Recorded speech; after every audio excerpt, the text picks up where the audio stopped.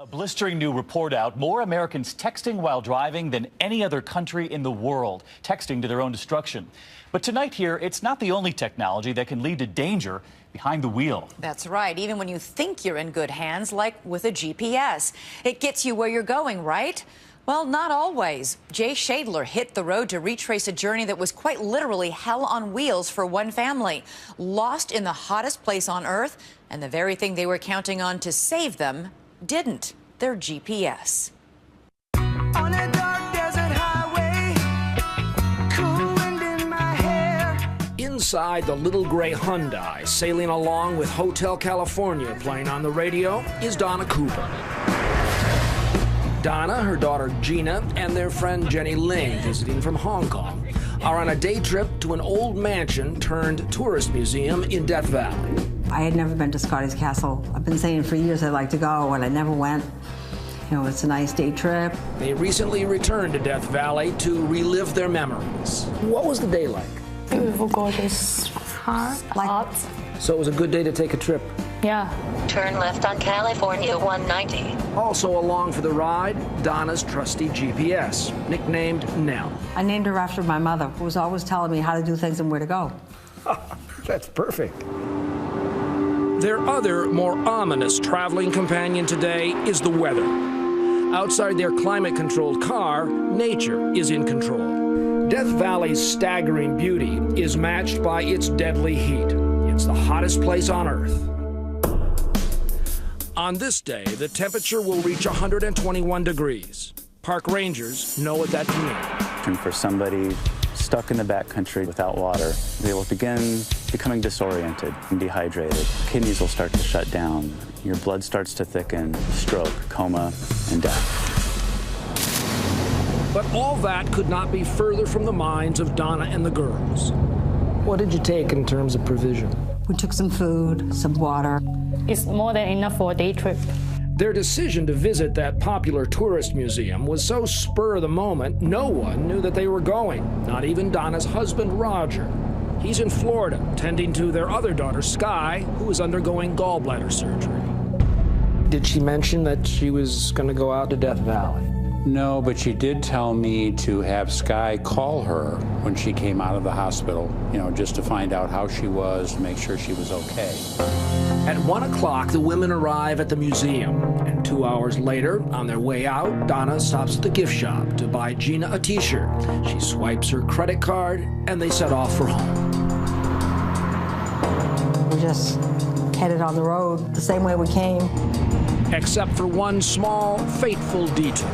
And then I saw a sign about the racetrack. And I've never seen it, and I've always wanted to see it. It's very interesting. The racetrack is a geological curiosity. Shifting boulders leave skid marks in the cracked mud.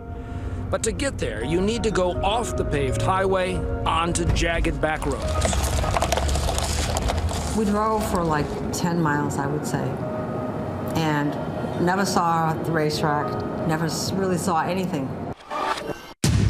Turning around, the women come to Tea Kettle Junction, a dirt intersection where a number of unmarked roads cross.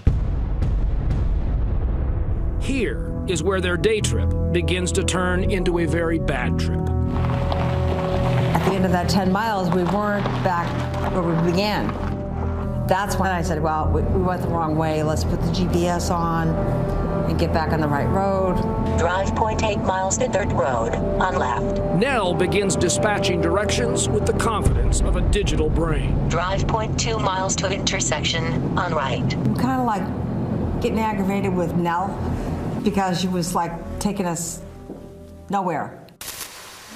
Getting lost like this in Death Valley has a nasty history. Legend has it the park got its name during the California gold rush, when treasure seekers discovered the valley was a shortcut to the gold and to the Undertaker. Continue 0.3 miles. But GPS has added a cruel twist to the old tale. In 2009, a 6-year-old boy died after his mother became lost following her GPS.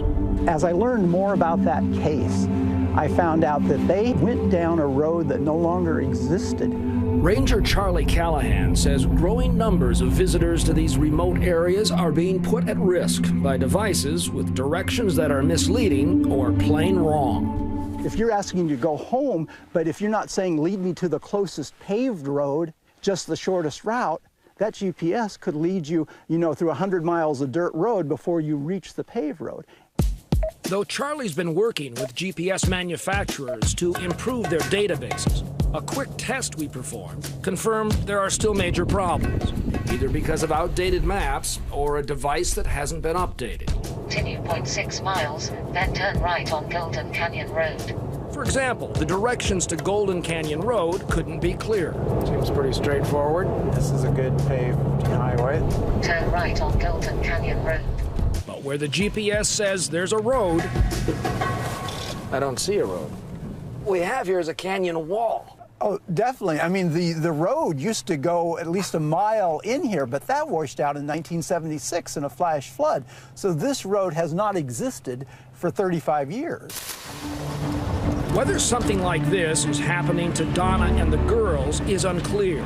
But it's unmistakable that instead of heading home, they are moving deeper into the desolation of Death Valley. Drive 0.8 miles to Tea Kettle. Recalculating. We just kept saying, you know, go this distance and take a turn. Make a U-turn. Turn left on Old Ghost Road. There's nothing there. The GPS is confusing, and their cell phones are useless.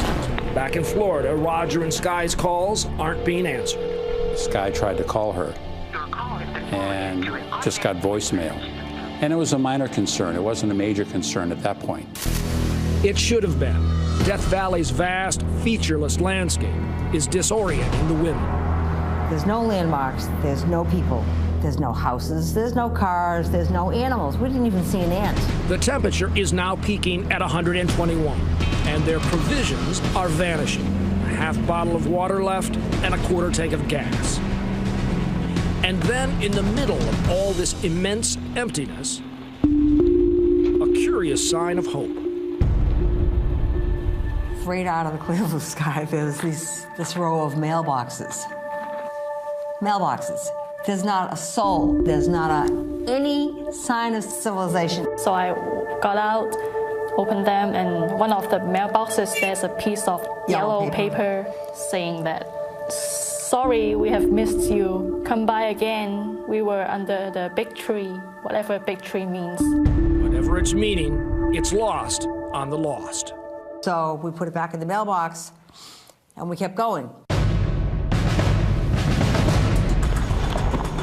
Now the light and their mood grows dim. The gas tank light flashes on like an exclamation. The car spits and sputters to a stop. We were out of gas, we were out of road, we were out of everything. Tonight, they remain lost, but tomorrow, stripped of their air-conditioned cocoon, will be deadly. Their salvation down to a prayer and a clue they shut the door on a few miles back.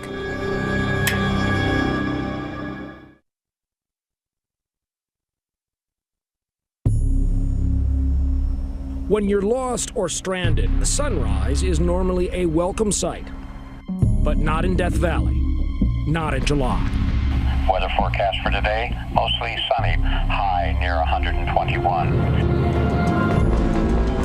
Unprepared to survive in the desert and possibly misled by their GPS, Donna, her daughter Gina, and their friend Jenny have driven aimlessly through 100 miles of wasteland. They measure their chances of survival now in droplets of water. There's only 3 ounces left. We are all dehydrated. The gas is gone too. Last night their car had staggered to a stop. The car was empty, like empty. But with the punishing heat returning and the prospect of death with it, Gina convinces her mom to try the car one more time. So, got in the car, said a prayer, turned the key, and the car started right up. To this day, I cannot believe it. Whether it had to do with condensation, the air temperature, or maybe that prayer, The little gray Hyundai is rolling again. But to where? And for how long? Back in Florida, Donna's daughter Sky and her dad know something has gone dreadfully wrong. Gina has not shown up for work, and Donna never came home. Oh, I'm panicking now. Where is my wife? Where is my daughter? Where is Jenny? Now it's like, oh my God, something's really wrong here.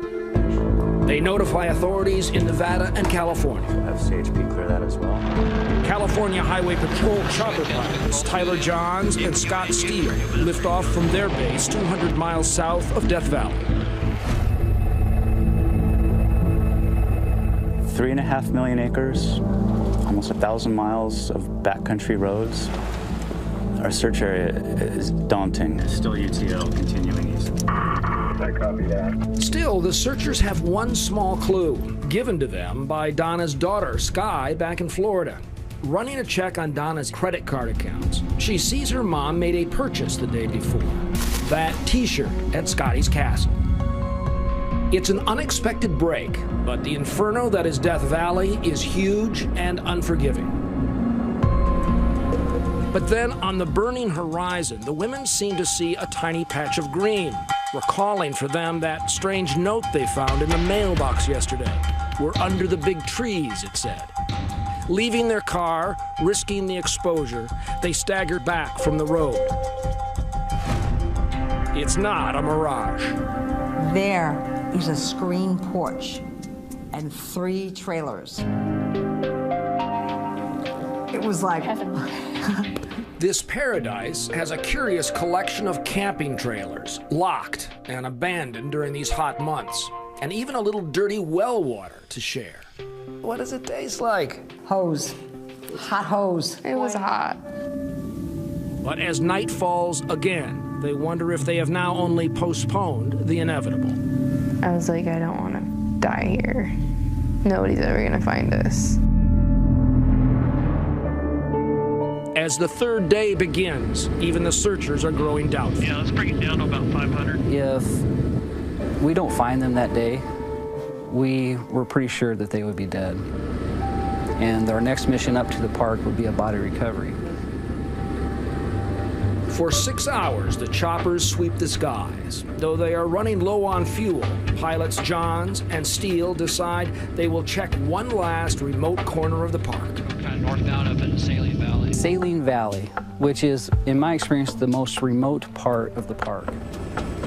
But tucked away in Saline Valley is that dusty camp with big trees. It's like possibly a vehicle. You see the dirt road. We saw their vehicle next to a road, which we're like, hey, is that a car? Because we hadn't seen a car all day, it seemed like. It definitely looks like a vehicle. And then I jumped down, put my sneakers on, grabbed the yellow emergency blankets, rushed out to the big tree, and there I see the CHP helicopter.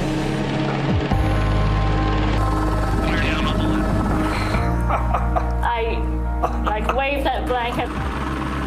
I heard her screaming. And I said, Donna, come out! So I went running outside, and there it is. I said, boy, I never saw I haven't seen anything in my life.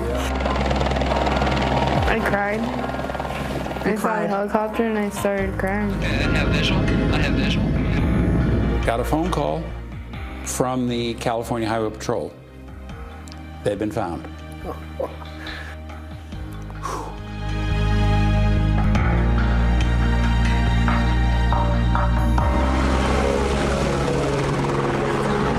Recently, 2020 brought the women and the pilots together again.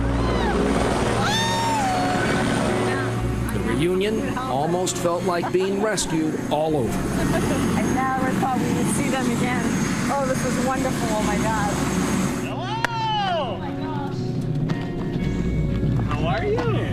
I am so happy to see you. You have no idea. Oh, my gosh. Oh, my God. Oh, my gosh. Wonderful. Oh, my gosh. Look at you. Oh, I'm so happy. Ears must ring constantly. I talk about you guys all the time. Nice to see you. Oh, this is so nice. Oh, I like the team. oh, this is wonderful. As for Nell, Donna's old GPS, it was eventually given the boot. Seems it became stuck on only one direction. It just would not get off home. Just home, home, home, home, home. Suppose you can hardly blame it. And anyway, Donna's bought a new one. Yes, her name is Rosie. She usually gets us back on the right track. And I know enough not to listen to every word she says. Continue 11 miles on California 190.